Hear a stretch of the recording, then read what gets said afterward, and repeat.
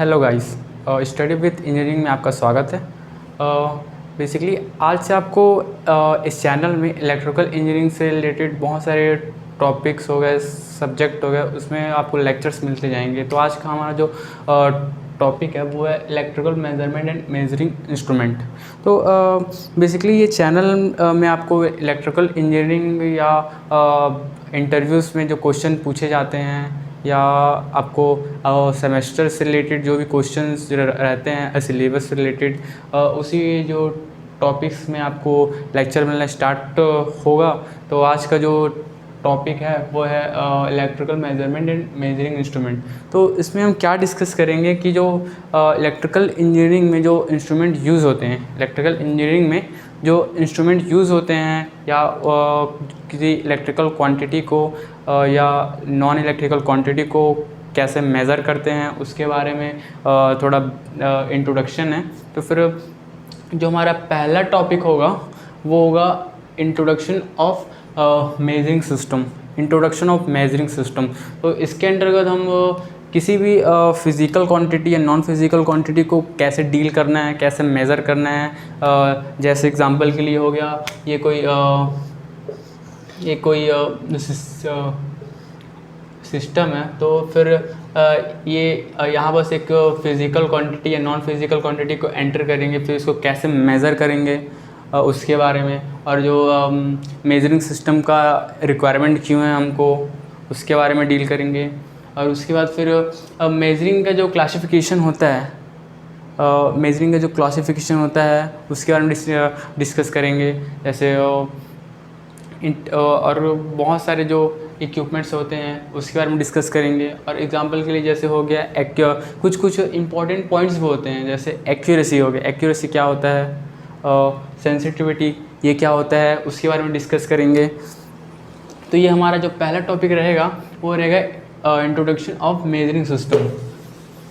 उसके बाद फिर हमारा जो अगला टॉपिक रहेगा वो रहेगा basic concept of electrical measuring instrument. तो basic concept of electrical measuring instrument में क्या रहेगा, जो हम लोग एनालॉग वोल्ट मीटर या एमीटर देखे होंगे। तो उसमें क्या रहता है कि ये हो गया, जैसे एग्जांपल के लिए हो गया ये analogue volt this type of like this scale, reading scale, और this is a pointer, this is called volt meter. तो वोल्ट मीटर पैरेलल कनेक्टेड होता है। अगर इसमें अपन इलेक्ट्रिकल सप्लाई दिए तो ये जो पॉइंटर है वो कैसे डिफ्लेक्ट करेगा, उसमें कौन कौन सा टॉर्क लगेगा। तो हम लोग generally basic concept electrical measuring instrument में हम जो टॉर्क होता है किसी पॉइंटर पे लगता है, जो इलेक्ट्रिकल क्वांटिटी है उसको जब एंटर कराएंगे तो जो टॉर्क लगेगा उसके बारे में डिस्कस करेंगे। कौन कौन सा टॉर्क लगेगा उसके बारे में डिस्कस करेंगे, और उसको कंट्रोल कैसे करना पॉइंटर को, उसके बारे में। तो एक ब्रीफली एक्सप्लेनेशन होगा उसमें, जिसमें आपको उस टॉर्क से रिलेटेड डेरिवेशंस होंगे और कुछ न्यूमेरिकल्स भी होंगे। फिर उसका जब स्टडी हो जाएगा उसके बाद जो नेक्स्ट होगा अपना जो नेक्स्ट टॉपिक होगा वो होगा करंट एंड वोल्टेज मेजरमेंट। तो आपको जनरली जब हम इलेक्ट्रिकल इंजीनियरिंग की बातें करते हैं तो आपको एक बेसिक कॉन्सेप्ट तो होना ही चाहिए कि इलेक्ट्रिकल में इलेक्ट्रिकल करंट क्या है, वोल्टेज क्या है, पावर क्या है, और एनर्जी क्या है। तो फिर भी अगर मालूम नहीं होगा तो आपको जब ये टॉपिक स्टार्ट होगा तो आपको करंट, वोल्टेज इसके बारे में स्टडी कराया जाएगा। उसके बाद फिर वोल्टेज के बारे में, उसके बाद फिर करंट को कैसे मेज़र करते हैं, वोल्टेज को कैसे मेज़र करते हैं। जैसे करंट को मेज़र करने के लिए एमीटर यूज़ होता है, और वोल्टेज को मेज़र करने के लिए वोल्ट मीटर यूज़ होता है, और बहुत सारे एक दो और जैसे गैल्वेनोमीटर हो गया, वैसे ही जो पोटेंशियोमीटर हो गया। फिर धीरे धीरे बेसिक कॉन्सेप्ट लेके चलेंगे और आगे बढ़ते जाएंगे, और यहाँ से भी डेरिवेशन सॉल्व करते जाएंगे, जैसे आपको समझने में आसानी होता जाएगा। उसके बाद फिर अगला टॉपिक रहेगा हमारा resistance, inductance, capacitance and frequency measurement. अब जैसे जैसे हम इलेक्ट्रिकल को स्टडी करते जाएंगे तो आपको मालूम रहेगा कि रजिस्टर भी कोई होता है, इंडक्टर भी होता है, कैपेसिटर भी होता है, तो उसी का जो प्रॉपर्टी होता है उसको रेजिस्टेंस बोल देते हैं, इंडक्टेंस बोल देते हैं, कैपेसिटेंस बोल देते हैं, और फ्रिक्वेंसी तो अलग रहेगा। तो ठीक है, उसको भी स्टडी करेंगे, है ना। तो अपना जो बेसिक रहेगा वो एसी ब्रिज। एसी ब्रिज होता क्या है, ये जनरली हम रेजिस्टेंस को मेज़र करेंगे तो एसी ब्रिज के थ्रू भी कर सकते हैं, और अगर एसी ब्रिज के थ्रू नहीं करना चाहें तो उसके थ्रू भी कर सकते हैं। तो जब रेजिस्टेंस को हम मेज़र करेंगे तो फिर अलग अलग रेंज में करेंगे। जैसे एग्जांपल के लिए होगा, पहला जब मेज़र करेंगे तो लो रेजिस्टेंस,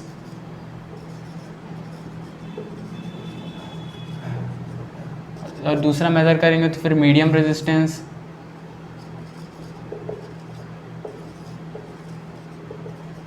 और तीसरा मेज़र करेंगे तो हाई रेजिस्टेंस।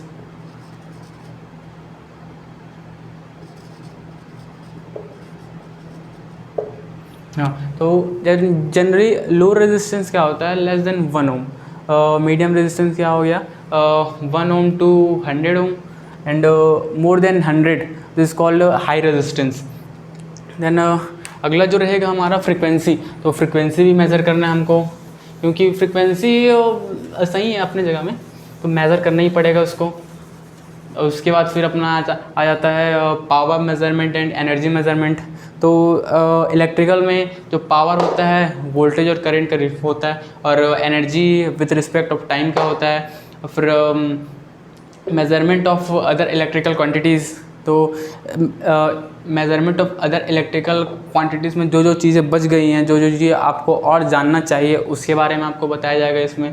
और उसके बाद फिर magnetic measurement and dielectric measurement, ये हो गया मैग्नेटिक मेज़रमेंट। ये हो गया कि कोई मटेरियल है तो उसका जो मैग्नेटिज्म है उसको मेज़र करना है। जैसे एग्जांपल के लिए जब हम ट्रांसफार्मर का स्टडी करते हैं तो ट्रांसफार्मर में स्टडी करते हैं कि लॉसेस स्टडी करते हैं। लॉसेस में आप ये जानते होंगे कि ट्रांसफार्मर में कौन कौन सा लॉसेस होता है। तो जब मैग्नेटिक मेज़रमेंट करेंगे तो आयरन लॉस या कॉपर लॉस समथिंग होता है, इसको देखना पड़ेगा थोड़ा। उसके बाद आप ये हो गया डायलेक्ट्रिक मेज़रमेंट, जो कैपेसिटर प्लेट होता है उसके बीच एक डायलेक्ट्रिक होता है, तो इसको मेज़र करना होता है। और CR एक अलग से टॉपिक है, तो इसका स्टडी करेंगे। तो अगर आप इससे रिलेटेड और आपको टॉपिक्स याद है तो आप नीचे कमेंट करिएगा, फिर उसके बाद उस टॉपिक को भी एक्सप्लेन किया जाएगा। जनरली अब electrical measurement and measuring instrument में आपको ये सारे टॉपिक्स जो हैं वो डिस्कस करने को मिलेंगे। तो फिर इसके बाद ये तो हमारा हो गया इलेक्ट्रिकल इंजीनियरिंग का जो पहला सब्जेक्ट है जो स्टार्ट करने जा रहे हैं वो है। लेकिन इसके अलावा भी आपको बहुत सारे सब्जेक्ट में वीडियोस मिलना स्टार्ट हो जाएंगे धीरे धीरे। तो ये तो हमारा पहला टॉपिक हो गया। और दूसरा डिजिटल इलेक्ट्रॉनिक्स का भी मिलना स्टार्ट होगा, उसका इंट्रोडक्शन का पहला वीडियो आएगा। उसके बाद फिर उसमें भी एक्सप्लेन करना स्टार्ट हो जाएगा। फिर आपको एक और क्लास चलेगा कंटिन्यू, जिसमें आपको कुछ इलेक्ट्रिकल इंजीनियरिंग से बेसिक कॉन्सेप्ट जो चलते हैं या जो चीज़ें आपको जानना चाहिए उससे रिलेटेड वीडियो मिलने स्टार्ट हो जाएंगे। जैसे एग्जांपल के लिए फ्यूज़ क्या होता है और जो ट्रांसफार्मर क्या होता है, बस एक बेसिक कॉन्सेप्ट चलेगा। उसका जो ट्रांसफार्मर क्या है वो तो अलग से मशीन में आपको पढ़ाया जाएगा। और जैसे हो गया, उसके बाद फिर आपको मशीन का लेक्चर मिलना स्टार्ट होगा। उसके बाद आपको एक ब्रीफली तो नहीं बट एक शॉर्ट नोट्स में बता दिया जाता है अभी कि क्या क्या मिलने वाला है। एक हो गया, एक मिलेगा आपको डिजिटल इलेक्ट्रॉनिक्स का, डिजिटल मिलेगा। और उसके बाद फिर मिलेगा सेकंड आपका बेसिक कॉन्सेप्ट भी हो गया।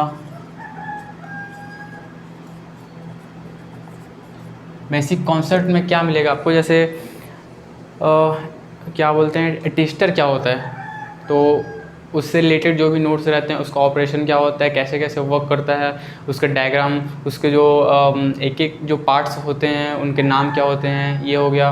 और फ्यूज़ क्या होता है वो मिलेगा आपको।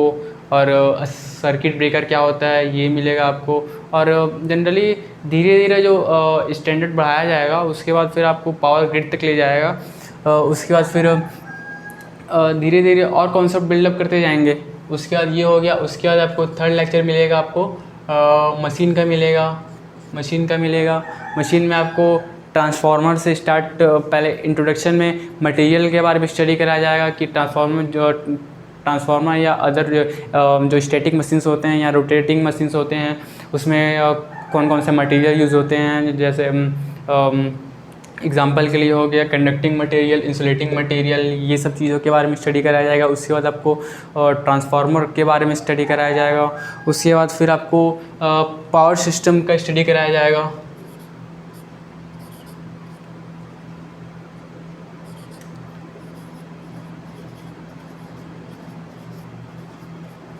पावर सिस्टम, तो पावर सिस्टम में आपको ना जनरली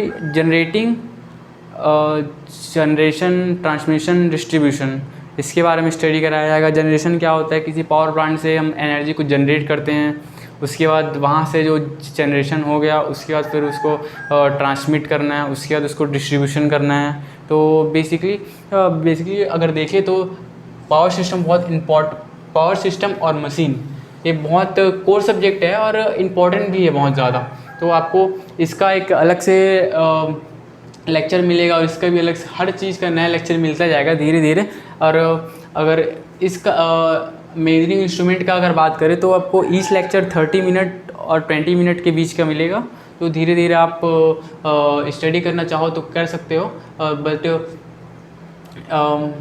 आपको इसका लेक्चर डिजिटल का और बेसिक कॉन्सेप्ट का भी मिलना स्टार्ट हो जाएगा धीरे धीरे।